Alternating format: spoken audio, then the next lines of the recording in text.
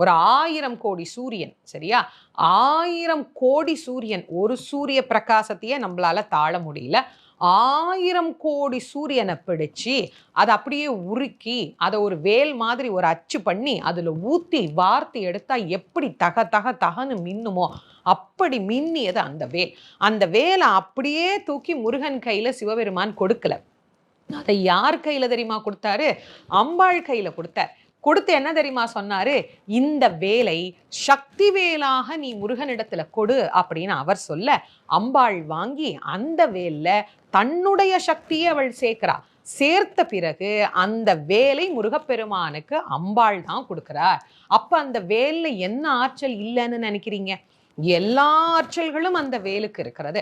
அது அழிக்கும் ஆயுதம் மட்டும் கிடையாது, அது காக்கும் பொருளும் கூட.